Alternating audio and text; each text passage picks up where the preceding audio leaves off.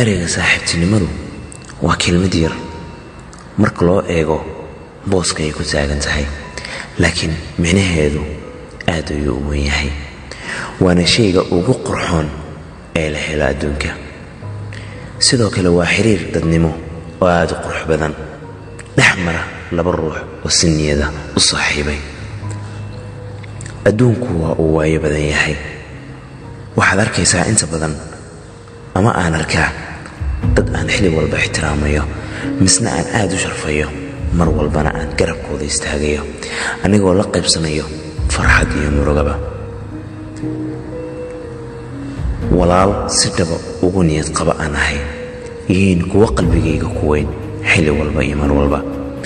laakiin nasiib xumo, hal mar ayagoo ahaa dad qalbigaaga ku weyn, wejigii shalay aad ku baratay iska beddelaya, la soo baxaya weji aan ahayn kii shalay aad ku baratay.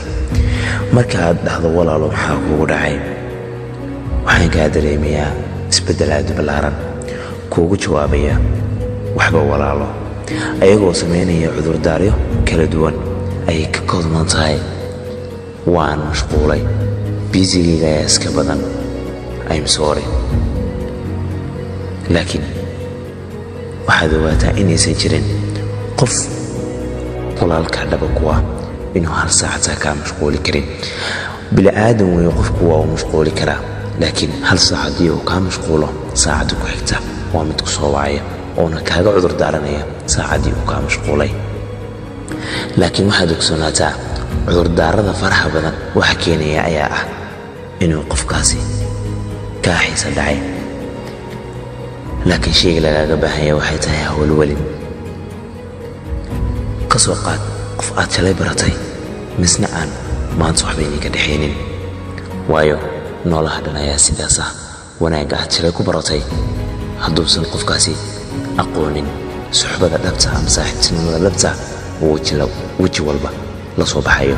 waayo waxaa dhammaan kara xiisaha uu markaasi kuu qabay. marka uu dhammaadana waxaa imaan karaysa inuu kaa aamuso ama uu ku yidhaahdo cudurdaaryo aan jirin kuu soo bandhigo. dardaaran, qalbigaaga ha raacinin qof aanan u qalmin. si qof walba qiimaha uu kaa mudan yahay, mar walbana ixtiraam qof walba oo ixtiraam kaa mudan. qofna ha xumaynin si beri adi lagu xumaynin. guul baan idin rajaynayaa. waa Muniir oo idin leh cimrigiin hawa.